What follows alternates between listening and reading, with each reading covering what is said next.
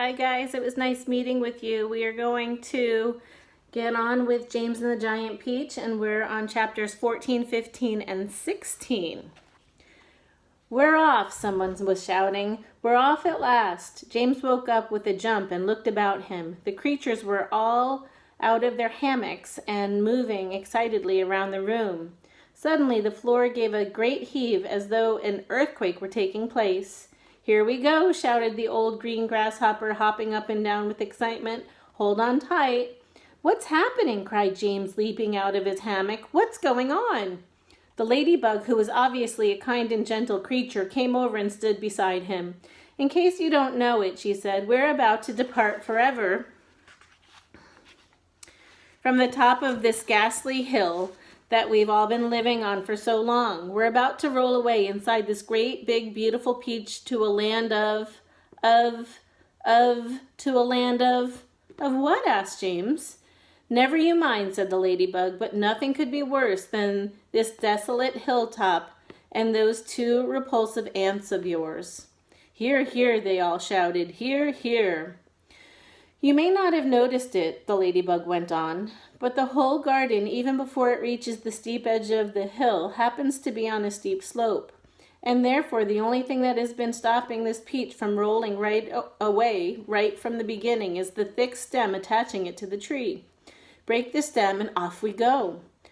"Watch it," cried Miss Spider as the room gave another violent lurch. "Here we go." "Not quite, not quite.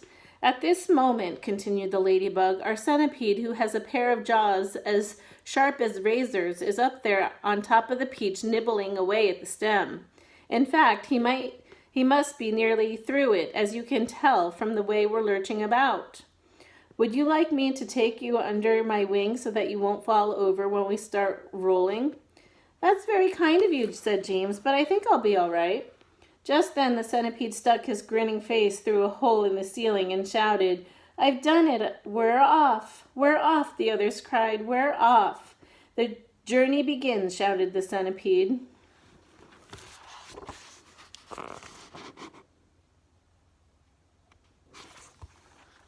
"And who knows where it will end," muttered the earthworm. "If you have anything to do with it, it can't only mean trouble." "Nonsense," said the ladybug. "We are now about to visit the most marvelous places and see the most wonderful things. Isn't that so, centipede?" "There is no knowing what we shall see," cried the centipede.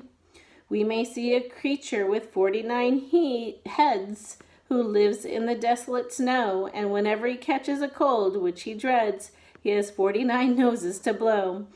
We may see the venomous pink-spotted scrunch who can chew up a man with one bite. It likes to eat 5 of them roasted for lunch and 18 for its supper at night. We may see a dragon, and nobody knows that we won't see a unicorn there. We may see a terrible monster with toes growing out of the tufts of his hair. We may see the sweet little bitty bright hen, so playful, so kind, and well-bred, and such beautiful eggs. You just boil them, and then they explode and they blow off of your head. A new and a rhinoceros surely you'll see, and that enormous and horrible gnat whose sting, when it stings you go in at the knee and comes out through the top of your hat. We may even get lost and be frozen by frost. We may die in an earthquake or tremor, or nastier still, we may even be tossed on the horns of a furious dilemma. But who cares? Let us go from this horrible hill. Let us roll, let us bowl, let us plunge. Let's go rolling and bowling and spinning until we're away from old Spiker and Sponge."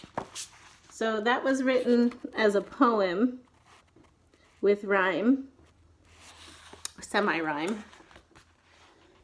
1 second later, slowly, insidiously, oh, most gently, the great peach started to lean forward and steal into motion.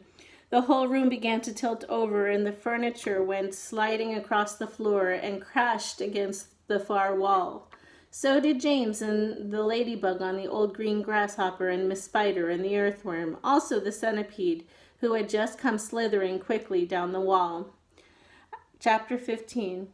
Outside in the garden, at that very moment, Aunt Sponge and Aunt Spiker had just taken their places at the front gate, each with a bunch of tickets in her hand, and the first stream of early morning sightseers was visible in the distance climbing up the hill to view the peach. "We shall make a fortune today," Aunt Spiker was saying. "Just look at all those people." "I wonder what became of that horrid little boy of ours last night," Aunt Sponge said. "He never did come back in, did he?" "He probably fell down in the dark and broke his leg," Aunt Spiker said. "Or his neck, maybe," Aunt Sponge said hopefully. "Just wait till I get my hands on him," Aunt Spiker said, waving her cane. "He'll never want to stay out all night again by the time I've finished with him. Good gracious me, what's that awful noise?" Both women swung around to look. The noise, of course, had been caused by the giant peach crashing through the fence and surrounded it. And now, gathering speed every second, it came rolling across the garden toward the place where Aunt Sponge and Aunt Spiker was standing. They gaped, they screamed, they started to run, they panicked, they both got in each other's way, they began pushing and jostling, and each of them was thinking only about saving herself. Aunt Sponge, the fat one, tripped over a box that she'd brought along to keep the money in and fell flat on her face. Aunt Spiker immediately tripped over Sponge and came down on top of her. They both lay on the ground fighting and clawing and yelling and struggling frantically to get up again, but before they could do this, the mighty peach was upon them. There was a crunch. Then there was a silence. The peach rolled on, and behind it Aunt Sponge and Aunt Spiker lay ironed out upon the grass, as flat and thin and lifeless as a couple of paper dolls cut out of a picture book. That was it as it was started to roll away. Chapter 16. And now that the peach had broken out of the garden and was over the edge of the hill, rolling and bouncing down the steep slope at a terrific pace, faster and faster and faster it went, and the crowds of people who were climbing up the hill suddenly caught sight of this terrible monster plunging down upon them, and screamed and scattered to right and left as it went hurtling by. At the bottom of the hill, it charged across the road, knocking over the telegraph pole and flattening 2 parked automobiles as it went by. Then it rushed madly across about 20 fields, breaking down all the fences and hedges in its path. It went right through the middle of a herd of fine Jersey cows, and then through a flock of sheep, and then through a paddock full of horses, and then through a yard full of pigs, and soon the whole countryside was a seething mass of panic-stricken animals stampeding in all directions. The peach was still going at a tremendous speed with no sign of slowing down, and about a mile farther on it came to a village. Down the main street of the village it rolled, with people leaping frantically out of its path right and left, and at the end of the street it went crashing right through the wall of an enormous building and out the other side, leaving 2 gaping holes, round holes in the brickwork. This building happened to be a famous factory where they made chocolate, and almost at once a great river of warm melted chocolate came pouring out of the holes in the factory wall. A minute later, this brown sticky mess was flowing through every street in the village, oozing under the doors of houses and into people's shops and gardens.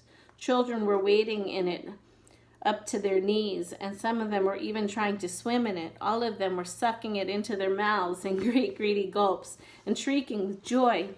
But the peach rushed on across the countryside and on, leaving a trail of destruction in its wake.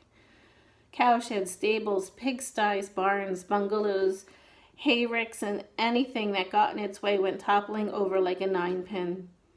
An old man sitting quietly beside a stream had his fishing rod whisked out of his hands as it went dashing by, and a woman called Daisy Entwistle was standing so close to it as it passed that she had the skin taken off the tip of her long nose. Would it ever stop? Why should it? A round object will always keep on rolling as long as it's on a downhill slope, and in this case the land sloped downhill all the way until it reached the ocean. The same ocean that James had begged his aunts to be allowed to visit the day before. Well, perhaps he was going to visit it now. The peach was rushing closer and closer and closer to it every second, and closer also to the towering white cliffs that came first. These cliffs are the most famous in the world, in the whole of England, and they are hundreds of feet high. Below them, the sea is deep and cold and hungry. Many ships have been swallowed up and lost forever on this part of the coast, and all the men who were in them as well. The Peach was now only 100 yards away from the cliff. Now 50, now 20, now 10, now 5. And when it reached the edge of the cliff, it seemed to leap up into the sky and hang there suspended for a few seconds, still turning over and over in the air. Then it began to fall. Down, down, down, down, down. Smack! It hit the water with a colossal splash and sank like a stone.